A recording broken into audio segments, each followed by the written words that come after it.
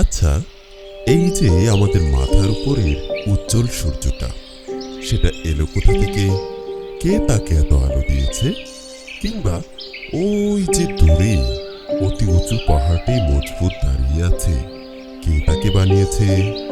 আমাদের বাড়ির পাশে কুলকুল করে বয়ে যাওয়া নদীটি কে তৈরি করেছে? তাতে এত সব পানি বা এনে দিয়েছে কে? আমাদের চারিদিকে অসংখ্য গাছগাছালি কে সৃষ্টি করেছে এগুলো? আচ্ছা, কখনো কি ভেবেছ এত বিশাল আকাশটা কিভাবে শূন্যে আটকে আছে? ওখানে তো কোনো খুঁটিও দেখতে পাচ্ছি না, কিন্তু এত বড় আকাশ কে এত উঁচুতে স্থাপন করেছে? অসংখ্য জীবজন্তু, পশু পাখি সর্বত্র ছড়িয়ে আছে। কে ওদেরকে সৃষ্টি করেছে? নিশ্চয়ই এগুলোর একজন সৃষ্টিকর্তা আছেন, যিনি এগুলোকে সৃষ্টি করেছেন, তাই না বলো? তাহলে তিনি কে? তিনি আর কেউ নন, তিনি হচ্ছেন আল্লাহ।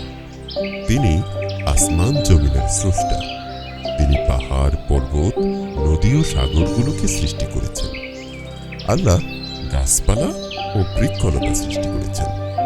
পশু পাখি, কীট পতঙ্গের স্রষ্টাও আল্লাহ।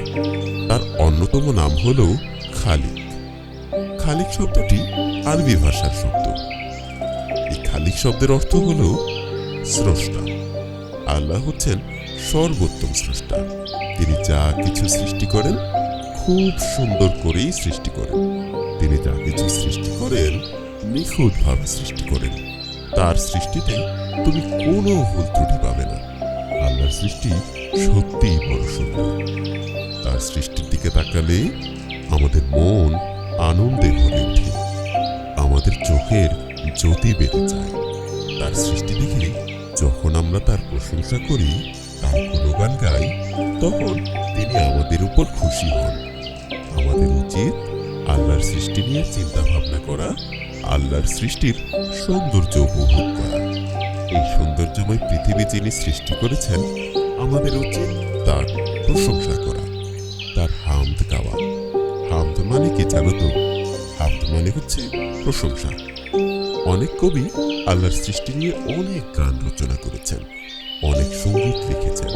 আল্লাহর প্রশংসামূলক গান বা সঙ্গীত আমাদেরকে আনন্দ দেয়, আল্লাহর কথা ভাবতে শেখায়।